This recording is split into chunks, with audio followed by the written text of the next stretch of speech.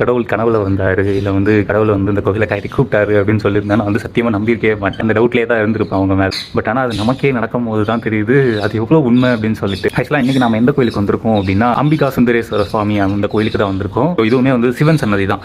ஆனால் இந்த கோயிலை பற்றி எனக்கு வந்து சுத்தமாக க்ளூவே கிடையாது. நான் வந்து டெய்லி ஒரு கோயில் போகலான்னு சொல்லிட்டு பிளான் பண்ண இல்லையா. ஸோ அப்படி பிளான் பண்ணப்போ இந்த கோயில் இந்த ஊரில் கொரநாட்டு கருப்பூர் ஆக்சுவலாக கும்பகோணத்து பக்கத்தில் இருக்கிற ஊர் தான் இது. ஸோ இந்த ஊரில் வந்து இந்த ஒரு கோயில் இருக்குங்கிற ஒரு க்ளூவே இல்லை. ஆக்சுவலாக இந்த கோயிலுக்கு நான் வந்திருக்கேன் எப்போ அப்படின்னா ஒரு 12-13 வருஷத்துக்கு முன்னாடி நான் ஸ்கூல் படிக்கும் போது NSS கேம்புக்காக இந்த கோயிலுக்கு கூட்டு வந்தாங்க. அந்த ஒரே டைம் மட்டும்தான் நான் இந்த கோயிலுக்கு வந்திருக்கேன். அதுக்கப்புறம் இந்த கோயில் பற்றின ஒரு நியூஸோ ஒரு விஷயம் கூட எனக்கு தெரியாது.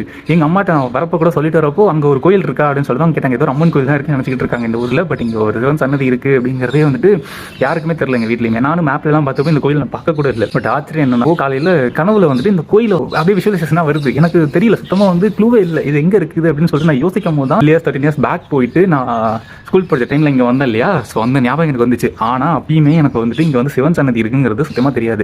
இங்கே இருக்கிறது சிவன் சன்னதியா பெருமாள் சன்னதியா இல்லை எங்கள் அம்மா சொன்ன மாதிரி ஒரு அம்மன் சன்னதியான்னு சொல்லிட்டு ஒரு கன்ஃபியூஷனில் தான் நான் வந்தேன். ஏன்னா எனக்கு வந்து இந்த கோயிலை பற்றின சுத்தமான எந்த ஒரு க்ளூமே இல்லை. அந்த கோயிலோட விஷுவலைசேஷன் மட்டும்தான் எனக்கு கிடச்சிச்சு. இந்த ஊரில் இருக்குன்னு சொல்லிட்டு எனக்கு ரிமெம்பரும் ஆட்டோமேட்டிக்காக ஆச்சு. எனக்கு தெரியல நான் வந்து இப்போ ரீசெண்டாக இருக்கிற விஷயத்தையும் மறந்துட்டேன். 12 இயர்ஸ் பேக் 13 இயர்ஸ் பேக் நடந்த ஒரு விஷயத்தை மைண்ட் சப்கான்ஷியஸாக வந்து ஞாபகம் வச்சிருக்குங்கிறது எனக்கு இன்றைக்கி தான் தெரியுது. இதை எப்படி எக்ஸ்பிளைன் பண்ணுறதுன்னு தெரியல. இதை வந்து ஃபுல்லாக டிவோஷனலாக பக்தி அந்த இதில் எக்ஸ்பிளைன் பண்ணுறதா இல்லை வந்து ஆல்ரெடி எனக்கு தெரிஞ்ச கோயில் தான் ஒரு 12 இயர்ஸ் பேக்கில் இருந்தது திரும்பி ரிமெம்பர் ஆச்சா அப்படின்னு சொல்லிட்டு எனக்கு 2 விதமாக எக்ஸ்பிளைன் பண்ண தெரியல. ஏன் அப்படின்னா எனக்கு வந்து அவ்வளோ சீக்கிரம் எதுவும் ஞாபகத்துக்கு வராது. அதுவும் முன்னாடி ஸ்கூல் டைமில் நடந்த விஷயம்லாம் வந்து எனக்கு சுத்தமாக ஞாபகமே இருக்கிறது இல்லை. பட் இது வந்து ட்ரிகர் ஆயிருக்கு பாருங்களேன். எனக்கு என்ன ஞாபகம் வந்துச்சுன்னா நேத்தி வந்துட்டு பெருமாள் கோயிலுக்கு தான் போனேன். எங்கள் அம்மா வந்துட்டு நான் தை கார்த்திகை இதனால வந்துட்டு முருகன் கோயிலுக்கு தான் போயிட்டோம் அப்படின்னு சொன்னாங்க. நான் வந்துட்டு கைலாசநாதர் கோயில் ஒன்று இருந்துச்சு. பட் அதில் என்ன பிரச்சனை அப்படின்னா அந்த கூகுள் மேப்ஸில் வந்துட்டு அது ஈவினிங் மட்டும் தான் ஓப்பன் பண்ணுற மாதிரி போட்டிருந்தாங்க. எனக்கு நம்பிக்கையே இல்லை. சரி மார்னிங் திறந்துருக்குமான்னு சரி ஒரு 8 வாசலே பார்த்துட்டு வந்துட்டோம் அப்படின்னு சொல்லிட்டு போனேன். சன்னதி திறந்துருந்துச்சு. பெருமாள் கோயிலுமே அப்படி தான். நான் போனேன். நான் தான் கடைசி 10 மணிக்கு போனேன். பட் அந்த ஐயர்ஸுக்கு கிளம்பிட்டாரு. கடைசியாக நான் தரிசனம் பார்த்து முடிச்சதுக்கப்புறம் நிறைய சாத்திட்டாங்க.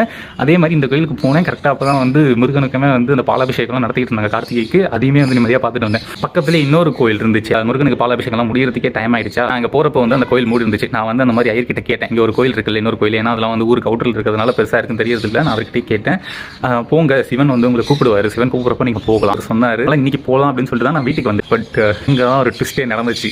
இப்போ நான் இந்த கோயிலில் இருக்கிறேன். நைட்டு நடந்த ஒரு விஷயத்தினால வரைக்கும் நம்ப முடியல. ஆக்சுவலாக 2 கனவு வந்துச்சு. ஒரு கனவு முதல் கனவு இது வந்துச்சு. ஸோ இந்த கோயிலை காட்டினுச்சு. அப்பயே ஓகே இந்த கோயில் வந்து டிசைட் பண்ணிட்டேன். ஸோ இங்கே தான் இருக்குது அப்படின்னு சொல்லிட்டு.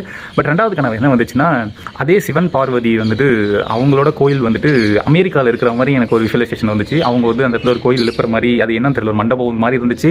ஸோ அங்கே ஒரு கோயில் இருக்கிற மாதிரி இருந்துச்சு. ஸோ அது என்னன்னு எனக்கு புரியல. அது என்னன்னு சொல்லிட்டு அடுத்தது வீட்டுக்கு போய் யோசிப்போம். முதல்ல இப்போ அந்த கோயிலுக்கு வந்திருக்கு. அந்த கோயிலை சுற்றி முடிப்போம்.